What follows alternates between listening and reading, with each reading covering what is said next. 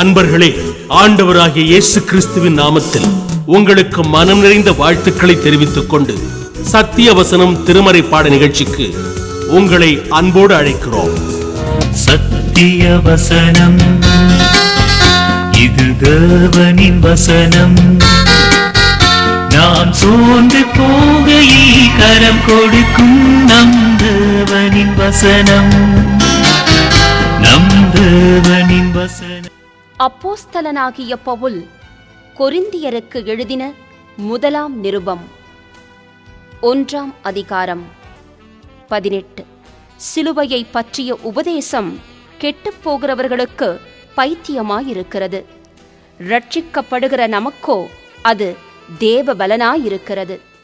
கர்த்தருக்குள் பிரியமான சகோதர சகோதரிகளே, ஆண்டவராய் இயேசுவின் புண்ணிய நாமத்தினாலே உங்களை வாழ்த்தி வரவேற்கிறேன்.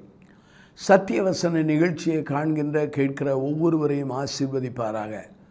உங்களுக்காக நாங்கள் தொடர்ந்து ஜெபித்து வருகிறோம். நீங்களும் எங்களுக்காக தொடர்ந்து ஜெபம் செய்யுங்கள்.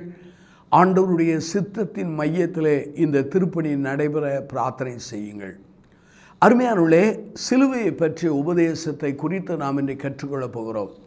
1 கொரிந்தியர் 1ஆம் அதிகாரம் 18 பாருங்கள். சிலுவையை பற்றிய உபதேசம் கெட்டுப்போர்களுக்கு பைத்தியமாயிருக்கிறது, ரட்சிக்கப்படுகிற நமக்கோ அது தேவ பலனாயிருக்கிறது.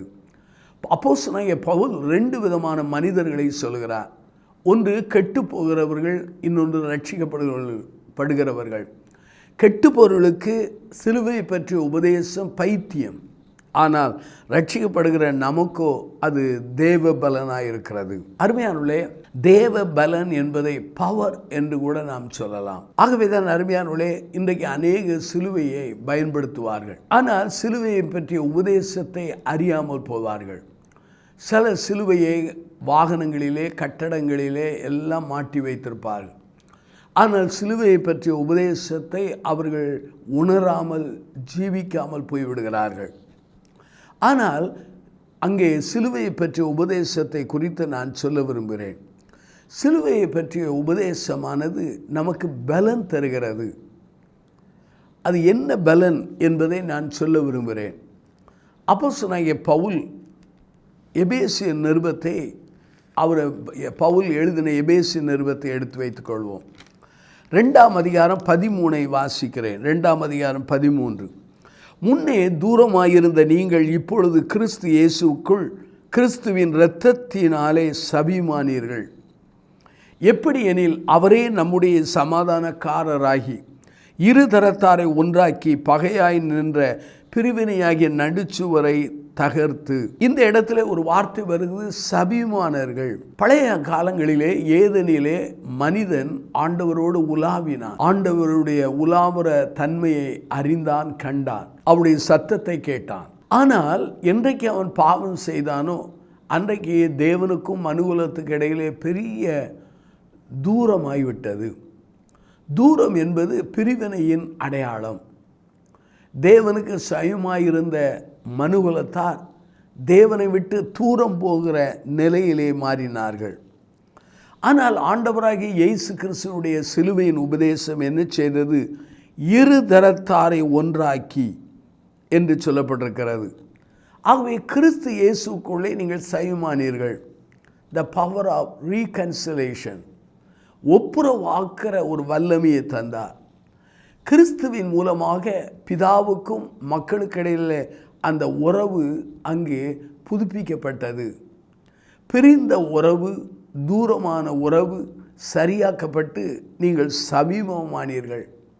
தூரமாய் கிடந்த என்னையும் உங்களையும் ஆண்டவர் தன்னுடைய குமாரனின் மரண உபதேசத்தின் மூலமாக நம்மை சமீபமாக்கினார்.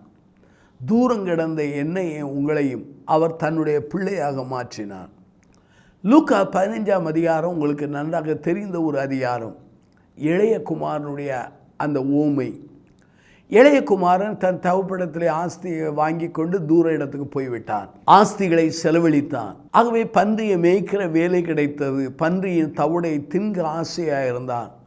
அதை அவனுக்கு ஒருவனும் கொடுக்கவில்லை. அந்த சமயத்தில் தான் இவன் யோசிக்கிறான், என் தகப்பனுடைய வீட்டிலே பூர்த்தியான சாப்பாடு உண்டு, ஏராளமான வேலைக்காரர்கள் உண்டு. நான் எழுந்த தகப்பனிடத்தில் போவேன். தகப்பனை உமக்கு விரோதமாய் பரத்துவரமாய் நான் பாவம் செய்தேன், என்னை உம்முடைய குமாரனாக அல்ல வேலைக்காரனை வைத்து கொள்ளும் என்று சொல்லி புத்தி தெளிந்து புறப்படுகிறார். தகப்பன் அவன் வருகிறதை தூரத்தில் கண்டபோது ஓடி சென்று அரவணைத்துக் கொள்கிறான். மகனுடைய பாவ அறிக்கையை அவன் காது கொடுத்து கேட்டதாக தெரியவில்லை. அழைத்து போய் அவன் இழந்தவைகளை எல்லாம் கொடுக்கிறார். நல்ல பாதரட்சை, மோதிரம், அவன் வஸ்திரங்களை கொடுத்து நல்ல விருந்துக்கு ஏற்பாடு பண்ணுகிறான். தூரமாய் போன இளைய குமாரனை அங்கே ஒப்புரவாக்குதலின் மூலமாக அவன் சைவமாய் மாறினார். இந்த ஒப்புரவாக்குதலில் 2 காரியம். தேவன் செய்த காரியங்கள் உண்டு, மனிதன் செய்ய வேண்டிய காரியம் உண்டு. இவன் இளையகுமாரன் எப்படி புத்தி தெளிந்து எழுந்தானோ அதே போல் நாம் உணர்ந்து பரம தந்தையிடத்தில் போகும்போது நம்மை 2 கரம் நீட்டி அவர் அணைக்கிறவராக இருக்கிறார். என்னிடத்தில் வருகிறவர்களை நான் புறம்பே தள்ளுவதில்லை என்று ஆண்டவர் சொல்லியிருக்கிறார். ஆகவே இந்த ஒப்புரவாக்குதலின் அந்த உபதேசத்தை இந்த இளைய குமாரனுடைய அந்த ஓமையிலே நாம் காண முடிகிறது. ஆண்டவராய் இயேசுவானவர் தான் ஜீவித்த நாளிலே இந்த இளைய குமாரனுடைய ஓமையை மக்களுக்கு சொன்னார். தகப்பன் எவ்வாறு அன்புள்ளவனாய் இருக்கிறாரோ அதே போல நம்முடைய பரம தந்தை அன்புள்ளவராய் இருக்கிறார் என்பதை அவர் மக்களுக்கு கற்றுக் கொடுத்தார். இதே தான் எபேசியர் 2ஆம் அதிகாரம் 13 - 16 வரை வாசித்தால் அவர் நம்மை தேவனுக்கு ஒப்புரவாக்கினார். The power of reconciliation. ஆண்டவருடைய சிலுவையின் உபதேசமானது ஒப்புரவாக்குற அந்த வல்லமையை நமக்கு தருகிறது. தூரமாக இருக்கிற சகோதர சகோதரியே, விழுந்து போன நிலையில் இருக்கிற சகோதர சகோதரியே, என்னை ஆண்டவர் ஏற்றுக்கொள்வாரா என்று கலங்கி கொண்டிருக்கிற சகோதர சகோதரியே, நீ பயப்படாதே. உன்னை அன்போடு ஏற்றுக்கொண்டு அரவணைக்க உன் ஆண்டவர் தயாராக இருக்கிறார். ஆகவே தூரமாயிருந்த உன்னை சைவமாக்கிறார். ஆகவே சிலுவையின் உபதேசம் தூரமாயிருந்த நம்மை ஆண்டவரிடத்திலே சபியமாக்குகிறது. எவ்வளவு ஆச்சரியமான ஒரு காரியம் பாருங்கள். நான் ஒரு காலத்திலே ஆண்டவரை விட்டு தூரம் போனேன். ஆண்டவரை நம்பாத ஒரு மனுஷனாய் வாழ்ந்தேன். நற்செய்தியை விசுவாசிக்கிறவனாய் அலைந்தேன். கிறிஸ்து உயிர்த்தெழுந்தார் என்பதை புரிந்து கொள்ளாமல் இருந்தேன். ஒரு நாள் தூரமாய் பாவ குழியில் கிடந்த நான் நற்செய்தியை கேட்டபோது ஆண்டவர் அண்டையிலே வந்தேன். ஆண்டவர் என்னை தன்னுடைய கரம் நீட்டி என்னை அணைத்து கொண்டார், ஏற்றுக்கொண்டார். இன்றைக்கி தூரமாக இருக்கிற நான் சைவமாக இருக்கிறேன். ஆகவே தான் சொல்கிறேன், சிலுவையின் உபதேசம் தூரமாக இருந்த உங்களை சைவமாக்குகிற the power of reconciliation அந்த கிருபையை தருகிறது. 2வதாக இந்த அருமையான சிலுவையின் உபதேசம் மற்றவர்களை மன்னிக்க, மற்றவர்களோடு ஒப்புரவாக்கக்கூடிய அந்த வல்லமையை தருகிறது.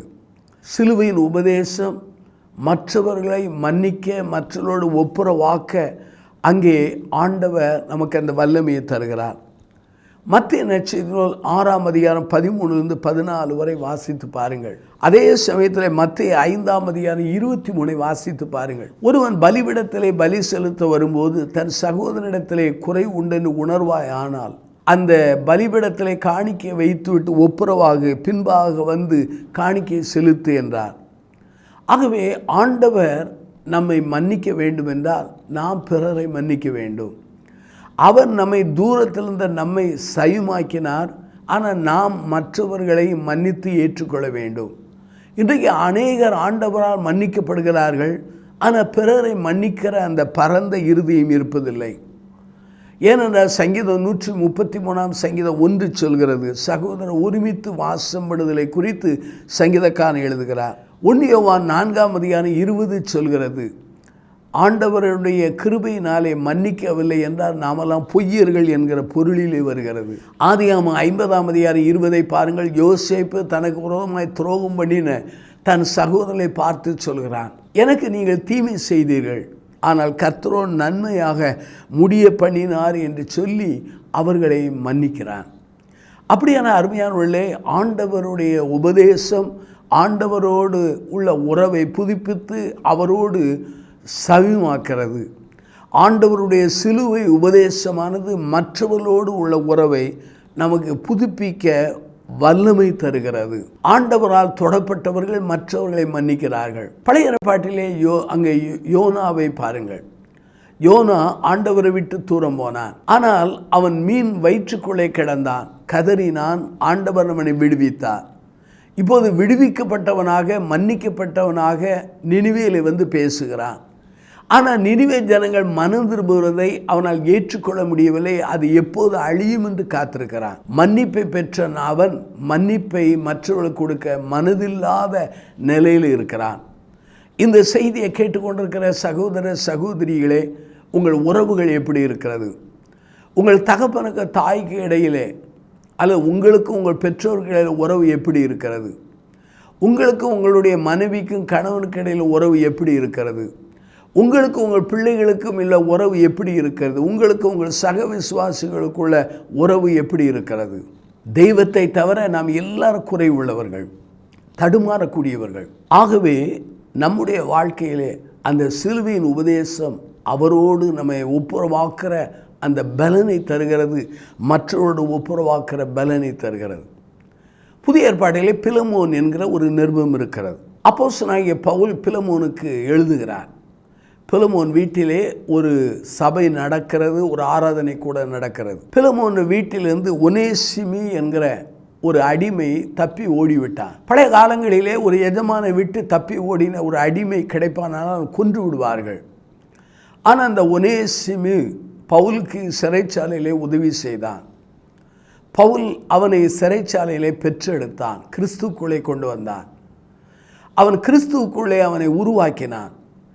பிலமோன் செய்கிற அந்த உதவிகளை ஒனேசிமு சிறையிலே செய்தான் என்று அந்த பிலமோன் நிருபத்திலே வாசிக்க முடிகிறது. பிலமோன் நிருபத்திலே 10ஆம் வசனத்தை வாசித்து பாருங்கள். அப்போது பவுல் பிலமோனுக்கு எழுதுகிறார், இவனை நீ ஏற்றுக்கொள்ள வேண்டும், அவனை என் நிமித்தம் ஏற்றுக்கொள்ள வேண்டும், அவன் என்னுடைய குமாரன் என்று சொல்லி அவனை விளக்குகிறான்.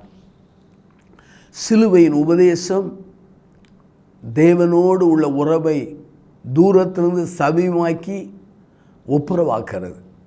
சிலுவையின் உபதேசம் என்பது நமக்கும் பிறருக்குள்ள உறவிலே உள்ள கரைகள், திரைகள், அங்கு மாறுபாடுகளை அது நீக்கி அது ஒப்புரவாக்கிறது. அருமையானவர்களே, மனித உறவுகளிலே அங்கு உறவுகளில் உடைவு வராது என்று வேதாமத்தில் போடப்படவில்லை. மனித உறவுகள் என்றாலே அங்கு உடையக்கூடியது. ஆனால் அந்த உடையக்கூடிய உறவுகளை உங்களாலே என்னாலே சரி பண்ண முடியாது. பழைய ஏற்பாட்டில் பாருங்கள், அங்கே ஏசா யாக்கோபு 2 பேருக்கு இடையிலே உறவு முறிந்து கிடந்தது 20 ஆண்டுகள். ஆனால் யாக்கோபு தேவனோடு சமீபமாய் மாறிய போது அந்த சகோதரனுக்கு அவனுக்கு உள்ள உறவை ஆண்டவர் புதுப்பித்தார். ஆகவே தான் சொல்கிறேன், சிலுவையின் உபதேசம் தேவனோடு உள்ள உங்கள் உறவை அது புதுப்பிக்கிறது. அதாவது சிலுவையின் உபதேசம் உங்களுக்கு த பவர் ஆஃப் ரீகன்சிலேஷன் தருகிறது. சிலுவையின் உபதேசமானது மற்றவர்களோடு ஒப்புரவாகத்தக்கதாக அந்த பலனை, பவரை தருகிறது. மூன்றாவதாக சிலுவையின் உபதேசமானது ஒப்புரவாகிற அந்த ஊழியத்தை செய்யக்கூடிய அந்த பலனை தருகிறது. அது மிக முக்கியமான ஒன்றாகும். 2 கொரிந்தியர் புத்தகத்திலே 5ஆம் அதிகாரத்தை நீங்கள் எடுத்து வைத்துக் கொள்ளுங்கள். அந்த 5ஆம் அதிகாரத்திலே 18-19 நீங்கள் வாசித்து பாருங்கள். 18-19 இவையெல்லாம் தேவனால் உண்டாயிருக்கிறது, அவர் இயேசு கிறிஸ்துவை கொண்டு நம்மை தம்மோடு ஒப்புரவாக்கி ஒப்புரவாக்குதலின் ஊழியத்தை எங்களுக்கு கொடுத்தார். 19 அது என்னவெனில், தேவன் உலகத்தாருடைய பாவங்களை எண்ணாமல் கிறிஸ்துக்குள் அவர்களை தமக்கு ஒப்புரவாக்கி ஒப்புரவாக்குதலின் உபதேசத்தை எங்களிடத்தில் ஒப்புவித்தார்.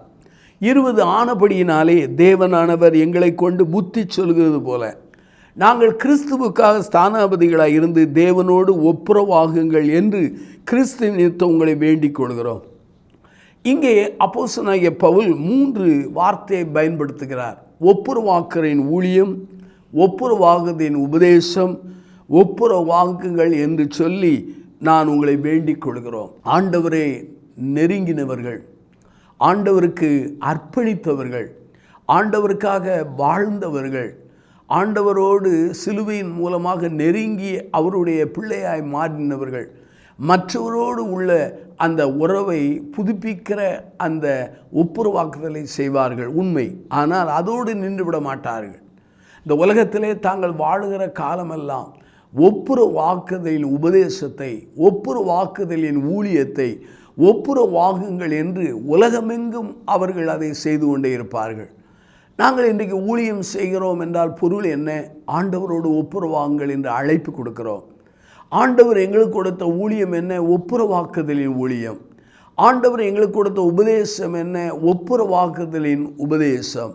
அருமையான சகோதர சகோதரிகளை, தேவனாகிய கர்த்தர் ஒப்புரவாக்க நம்மை அழைக்கிறார். இன்றைக்கு அநேகருடைய வாழ்க்கையிலே ஒப்புரவாக்க அழைக்கப்படுகிறோம். இன்றைக்கி அநேக பின்வாங்கி இருக்கிறார்கள். பின்வாங்கி இருக்கிற மக்களை தனித்து சந்தித்து அவர்களை ஒப்புரவாக்க அழைக்கப்படுகிறோம். பேதுரு ஆண்டவரை தெரியவே தெரியாது என்றான், சபித்தான், சத்தியம் பண்ண தொடங்கினான். ஆனால் உயிர் தெழுந்த பின்பு ஆண்டவர் கேட்கிறார், பேதுருவை என்னிடத்தில் அன்பாக இருக்கிறாயா என்று கேட்டார். 3 முறை கேட்டார். அவன் அழுது விட்டான். அப்போதுதான் ஆண்டவர் சொல்கிறார், என் ஆடுகளை மேய்ப்பாயாக, என் ஆட்டுக்குட்டிகளை மேய்ப்பாயாக என்றார். காரணம் என்ன? அவர் அந்த பேதுரு ஒப்புரவாகும் போது அவன் ஒப்புரவாகுதலின் ஊழியத்தை, ஒப்புரவாகுதலின் உபதேசத்தை தந்தார். அப்போஸ்தலனாகிய பவுல் சபையை துன்பப்படுத்தினவன். தமஸ்குக்கு நேராக அவன் கடிதம் வாங்கி கொண்டு சபையை துன்பப்படுத்த செல்கிறான். ஆண்டவர் அவனை சந்திக்கிறார். சந்தித்து தன்னை அவனுக்கு வெளிப்படுத்துகிறார். 2 கேள்வி கேட்கிறார், நீர் யார்? நான் என்ன செய்ய வேண்டும் என்று கேட்டான். ஆண்டவர் அவனை சந்தித்த போது பார்வை இழக்கிறான். தேவ சமூகத்தில் 3 நாள் உபாசிக்கிறான். தேவனுடைய மனிதன் வந்து அவன் தலையிலே கை வைத்து ஜெபித்த போது அவன் செதில்கள் விழுந்தது. அன்றையிலிருந்து இந்த ஒப்புரவாகுதலின் ஊழியத்தை, ஒப்புரவாகுதலின் உபதேசத்தை அவன் கூறிக்கொண்டே ஒப்புரவாங்கள் ஒப்புரவாங்கள் என்று சொல்லி ஆண்டவருக்குள் மக்களை அழைக்கிறார். அருமையானவர்களே, மக்கள் மனம் திரும்புவார்கள் என்றால் பொருள் என்ன? ஆண்டவருக்குள்ளே அவர்கள் ஒப்புரவாக வேண்டும். ஆகவே ஒப்புரவாகுதலின் ஊழியத்தினால்தான் அநேக மக்கள் ஒப்புரவாவார்கள். அருமையானவர்களே, நீங்கள் ஆண்டவருடைய கிருபையினாலே ஒப்புரவாக்குதலின் பலனை பெற்றுக்கொண்டீர்கள். சிலுவையின் உபதேசத்தினாலே, சிலுவையின் உபதேசத்தினாலே மற்றவரோடு உள்ள உறவிலே உள்ள உறவுகளை சரியாக்கி வாழக்கூடிய கிருபை ஆண்டவர் தந்தார். ஆனால் இதோடு நீங்கள் நின்று விடக்கூடாது. ஒப்புரவாக்குற அந்த ஊழியத்தை, ஒப்புரவாக்குற உபதேசத்தை நீங்கள் சொல்லிக்கொண்டு அநேகரை தேவனண்டை ஒப்புரவாக்க அறைகோல் எடுக்க அழைக்கப்படுகிறோம். அநேகர் தாங்கள் பெற்ற அனுபவத்தை மூடி வைத்திருக்கிறார்கள். ஒரு மருத்துவத்தில் போகிறோம், மருந்து கொடுக்கிறார், சுகமாய் விடுகிறது, இலவசமாக அவரை பற்றி எல்லாரிடத்திலும் சொல்லிவிடுகிறோம். ஒரு வழக்கறிஞரிடத்தில் போகிறோம், அவருடைய வழக்கு தொடுத்தல் அது நம்முடைய வாழ்க்கையில் வெற்றியை கொண்டு வந்து விடுகிறது, அதை எல்லாருக்கும் சொல்லிவிடுகிறோம். ஆனால் சிலுவையின் உபதேசத்தினாலே ஒப்புரவாகுதலை பெற்ற நாம், பிறரோடு ஒப்புரவாகக்கூடிய பாக்கியத்தை பெற்ற நாம், இந்த ஒப்புரவாகுதலின் ஊழியத்தை நாம் செய்கிறோமா? அநேகர் செய்வதில்லை. இன்றைக்கு ஆண்டவர் உங்களை அழைக்கிறார். யார் எனது காரியமாய் போவார்? யார் எனக்காக ஒப்புரவாக்குதலின் ஊழியத்தை செய்வார்கள்? யார் எனக்காக ஒப்புரவான உபதேசத்தை சொல்வார்கள்? யார் மக்கள் முன்னாலே நின்று ஒப்புரவாங்கள் தேவனுக்குள் என்று சொல்லி அழைக்கிறவர்கள் யார் என்று இன்றைக்கு ஆண்டவர் கேட்கிறார். சிலுவையின் உபதேசம் உங்களையும் ஆண்டவரை ஒப்புரவாக்கியது. சிலுவையின் உபதேசம் உங்களையும் பிறரையும் ஒப்புரவாக்கியது. சிலுவையின் உபதேசமானது உங்களை ஒப்புரவாக்குதலின் உபதேசத்தை பெற்று ஒப்புரவாக்குதலின் ஊழியத்திலே நிலைத்திருந்து ஒப்புரவாக்குதலை அழைக்கக்கூடிய பாக்கியத்துக்குள்ளே இருக்கிறது. அருமையானவர்களே, இந்த ஆண்டவர் அண்டை வருவீர்களா? அவர்தான் சிலுவையின் உபதேசம் கெட்டு பொருளுக்கு பைத்தியம், நமக்கோ அது தேவ பலன். ஆண்டவரே, இந்த நாளிலே என்னை ஒப்பு கொடுக்கிறேன்.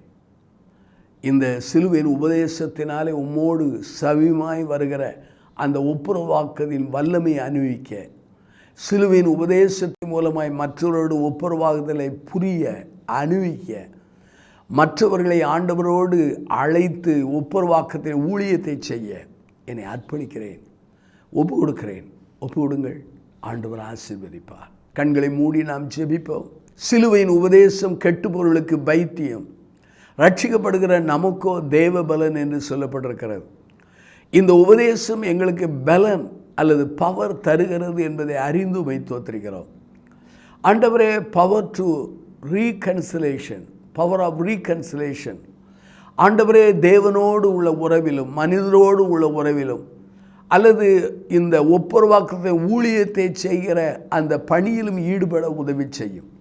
இந்த செய்தியை கேட்டு தங்களை அர்ப்பணித்த மக்களை ஆசீர்வதியும், அவர்களுக்கு ஒரு குறைவில்லாமல் நடத்தும். கெட்டுப்பொருளுக்குள்ளே பைத்தியமாக இருக்கலாம், ரட்சிக்கப்படுகிற எங்களுக்கும் அது தேவ பலனாயிருப்பது இருக்கிறது என்பதை அறிந்து புரிந்து வாழ உதவி செய். இந்த செய்தியை கேட்டு அர்ப்பணித்த மக்களை ஆசீர்வதியும்.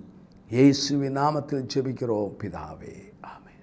இந்த புத்தகம் பற்றிய விபரங்களுக்கு சத்திய வசனம் அலுவலகத்தை தொடர்பு கொள்ளவும்.